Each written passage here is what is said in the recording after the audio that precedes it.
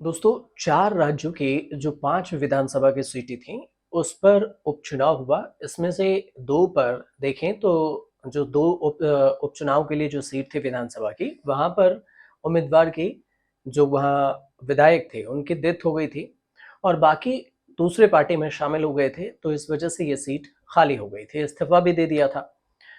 इसमें देखें तो 5 में से 4 सीटों पर विपक्ष ने बाजी मारी है और इसमें जो जानकारी आई कि उपचुनाव का जो पहला नतीजा था उसमें कांग्रेस के पक्ष में गया और कांग्रेस जो नीलामपुर जो कि केरल के नीलामपुर के विधानसभा की सीट है, यही नीलामपुर जो है वायनाड लोकसभा क्षेत्र के अंतर्गत आता है जहां से प्रियंका गांधी सांसद है। तो नीलांबर से आवेदन शौकत ने सीपीआईएम के एम स्वराज को 11,000 के करीब वोटों से हराया। और इस सब के बीच में ये भी जानना जरूरी है कि नीलामपुर उपचुनाव में कांग्रेस पार्टी की तरफ से आवेदन शौकत को उतारा गया था। आवेदन शौकत की बात करें तो ये मलयालम में फिल्म प्रोड्यूसर हैं, स्क्रिप्ट राइटर भी हैं और इन्होंने कई फिल्में भी निकाली है।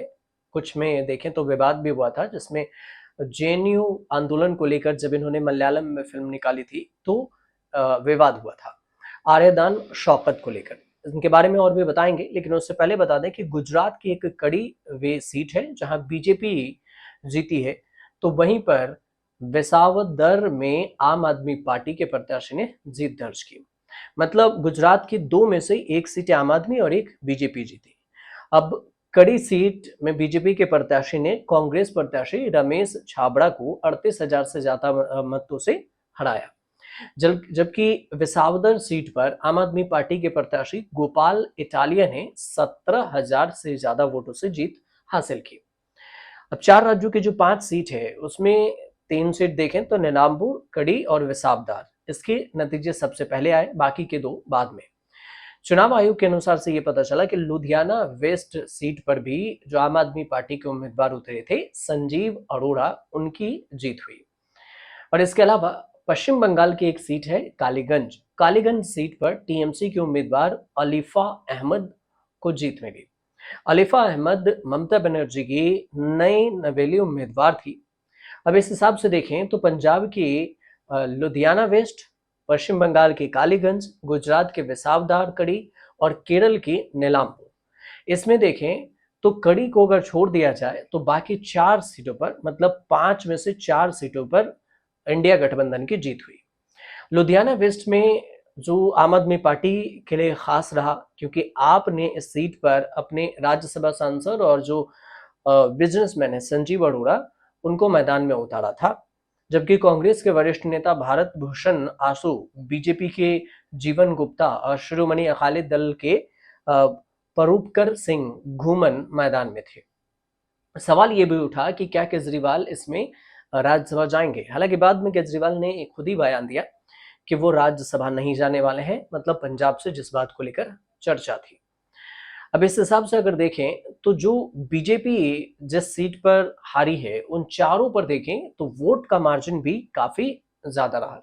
करीब करीब 1.5 लाख वोट अगर सबको मिलाएंगे तो पड़ेगा जो 1.5 लाख वोटों का डिफरेंस रहा। बाकी के विपक्ष के जो वोट मिले उसको अगर माइनस करें टोटल वोट से, तो मतलब जो बीजेपी को मिले और बाकी के विपक्ष के वोट मिले उसमें तो 1.5 लाख का अंतर रहा है। इतनी वोट से कहीं 10,000, कहीं पर 15,000, कहीं पर 8,000, कहीं 9,000, इतनी वोटों से हारी है। अब नीलामपुर की अगर बात करें जो कांग्रेस का केरल वाला क्षेत्र है वहां पर, तो ये वायनाड लोकसभा क्षेत्र के अंतर्गत आता है। यहाँ के जो उम्मीदवार है आरेदान शौकत रहे जो जीत भी गए। 2016 से ये कांग्रेस में रहे हैं। इनके पिता जो मंत्री भी रहे, पूर्व मंत्री आरेदन मोहम्मद के ये बेटे हैं शौकत, आरेदन शौकत। अब शौकत कांग्रेस के जो वरिष्ठ नेता रहे केरल के पूर्व मंत्री आरेदन मोहम्मद के बेटे भी हैं और वह सीट पर मौजूदा पीवी अनवर के मुख्यमंत्री पिनरई विजयन के साथ कई मुद्दों पर उनका मतभेद भी रहा और इस वजह से ये खाली भी हो गया था सीट। अनवर 2016-2021 में वाम उम्मीदवार के रूप में भी इस सीट से जीते थे। बाद में बात करें तो वह तृणमूल कांग्रेस में शामिल हुए।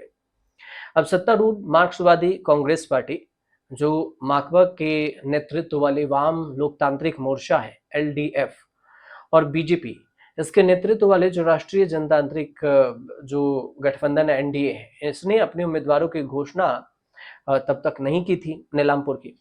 लेकिन नीलामपुर और पूरे जो 5 विधानसभा के जो उपचुनाव हुआ, वहां पर 19 जून को वोट डाले गए थे और नतीजा 23 जून को आया। और इस हिसाब से देखें तो इस बार इतना जरूर है कि विपक्ष ने जो सफल प्रयास किया था उसका फायदा भी विपक्ष को मिला, लेकिन बीजेपी के लिए सबसे बड़ी बात यह भी है कि वोट परसेंटेज में और वोट में काफी कमी आई है। तो इससे ये भी माना जा सकता है, और सबसे दिलचस्प बात ये समझिए कि गुजरात में भी जो बीजेपी का गढ़ है वहां पर आम आदमी पार्टी की जीत मिली है। तो फिर कहीं ना कहीं आम आदमी पार्टी के लिए गुजरात के लिए गुड न्यूज है। यहीं पश्चिम बंगाल में ममता बनर्जी के लिए गुड न्यूज है, केरल के लिए कांग्रेस का गुड न्यूज है, और लुधियाना जो पंजाब में, वहां भी आम आदमी पार्टी के लिए गुड न्यूज है। तो 2 सीट पर आम आदमी पार्टी, एक पर कांग्रेस, एक पर टीएमसी और एक पर बीजेपी की जो उपचुनाव में जीत हुई है।